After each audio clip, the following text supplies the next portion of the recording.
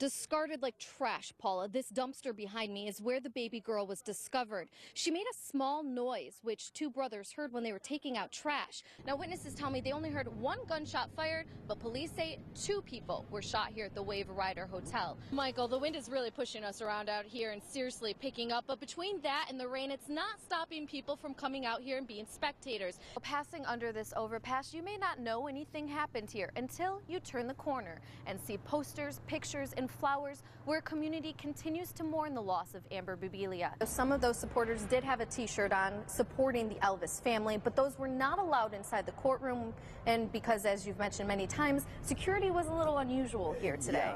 And these 50 contestants going head-to-head to have their cake and eat it too, but enough talking about it, and we're going to show you what it's all about with a countdown to the next Cupcake King or Queen. Well, this is the area where officers say Camilo Quiroga Diaz stole the patrol car after being chased on foot by officers here. But it all started right down Highway 17 bypass at the Waccamaw Community Hospital. This sheet of steel goes through 8 different processes on this machine. And these receivers are the first to be stamped, made right here in Aner, South Carolina. This neighbor out on a walk was pulled over here by her dog, and what she saw in these woods has many people looking over their shoulders when they're out late at night. Stephanie Robusto has that story for us from a first-hand witness. And Stephanie, there's some damage out there for sure. Absolutely shattered windows, both in a car and in a home, and 2 separate locations here on Myrtle Ridge Drive. One man witnessed the shooting and believes the only thing stopping the bullet from striking him was the windshield of his truck. It's scary when you know your life can change at a moment. So it makes you grateful for what you have. That's the lesson Eric Ness is taking from a near miss in his own front yard. Last night around 9:30, he walked outside to take out the trash. I step out the door and I hear a popping sound. He couldn't place the noise at first, but it didn't take him long to see the damage done. I looked around for debris or something and I noticed that there was a bullet hole in my windshield. The truck, a barrier from the bullet, isn't normally there. I parked my truck where I never park my truck, and it actually went through the windshield, and if it would have gone through, it would have hit me either in the neck or the chest. Ness immediately called Horry County Police. While they were on scene, a second call came through. This time, a front window of a house just a few blocks away was hit. Inside the home, police found evidence of the ammunition. That neighbor was able to get the car on camera, and it matches the same description Eric Ness gave to police officers. I saw it happening that quickly. I looked, I ID'd the car. Both neighbors believe someone driving a white Buick 4-door is responsible. But it's scary to know that there's just somebody out there acting like an idiot that could hurt you.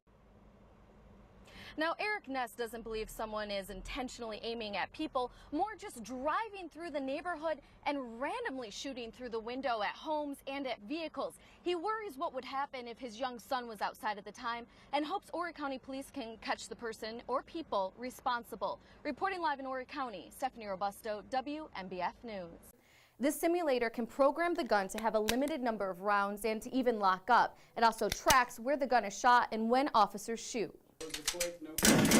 Which is perfect for shoot, don't shoot scenarios. This is as close as officers with the Horry County Police Department can get to those real split-second decisions without them being real. I'm not breathing, I'm just nervous. And also good for getting a reporter to sweat. Around, you're going to drop that. Are your hands sweating? Holding us accountable. No, I haven't been counting this whole time. Like we would hold an officer accountable. Understanding the command, while you're trying to worry about your shot, pitch, and alignment, if he's giving you a command, so you got to think 2 rounds. The training helps build this muscle memory so officers can have the instinct kick in within an instant. Get to that gross motor skill, where it's muscle memory, because your fine motor skills go away. Like if I was to ask you to write your name or write a check. No, I couldn't. I'd be so shaky right now. Officers have to pull from training before pulling the trigger. That was really intense, even though it was quick. It's not just firearms training, but understanding the legality of firing a shot. And if you have multiple shots in a scenario, you have to individually justify each shot. Stephanie. And we just learned that Sherbert's body is being taken to MUSC for a full autopsy. Investigators want to determine exactly how he died. Now, while that autopsy is scheduled for tomorrow, the coroner says it could be another month until those results come back. And so far, there is no word into what caused this deadly crash. Airport officials say it didn't seem like anything was wrong with the replica P-51 that Sherbert was flying, and that he was an experienced pilot that often worked on the project plane with his wife. One airport official says in her 40 years of working with the Marion County Airport, this is only the second deadly crash she has ever seen. But that does not make it any easier, especially since witnesses watched just a half a mile away from here as Sherbert took off the landing strip and crashed into this field behind me. Even with their eyewitness accounts, it could take up to 10 days for the NTSB to have preliminary results into what caused this deadly crash. Reporting live in Mullins, Stephanie Robusto, WNBF News.